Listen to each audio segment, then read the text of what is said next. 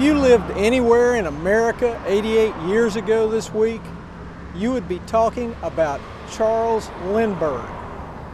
The man they called Lucky Lindy had done the impossible, flying solo over the Atlantic Ocean. It was, if coverage in the Augusta Chronicle is considered normal, the biggest thing one could imagine.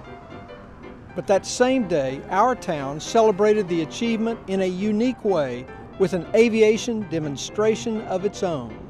Thousands of Augustans who visit the business district of the city after 2 o'clock, the Chronicle reported, will see a series of stunts, one of which will be performed by an Augusta girl, swinging from a flying plane suspended by a pair of silk stockings from the Speedy machine.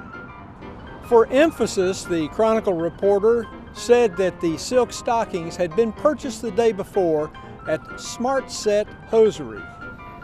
Top that, Charles Lindbergh.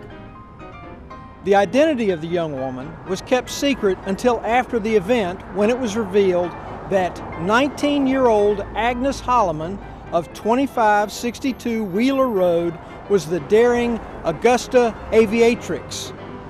Just as the news reached Augusta yesterday afternoon that lucky Charles Lindbergh had safely reached Paris in his epical flight, Mrs. Agnes Holloman, 19, was completing her aerial performance which, to many Augustans, was as daring and difficult as the New York to Paris trip, the newspaper said.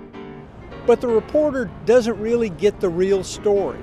He didn't talk to Agnes. Augusta's noted historian Ed Cashin adds some detail in a 1994 book.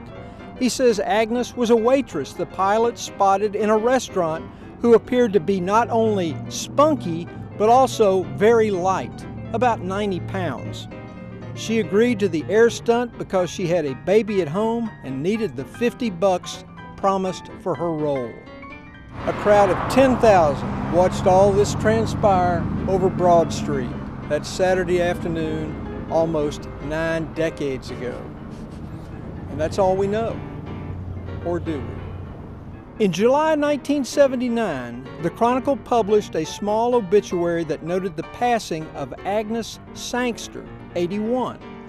They said she lived on C Street and had one surviving child, James Sangster Jr. They also said her middle name was Holloman. Was this our Agnes? Well, the ages don't quite add up, but who's to say she wouldn't have fudged that a little bit at the chance of making $50? If so, she returned to the subdued life most of us lead, while Charles Lindbergh returned to a life of fame and glory.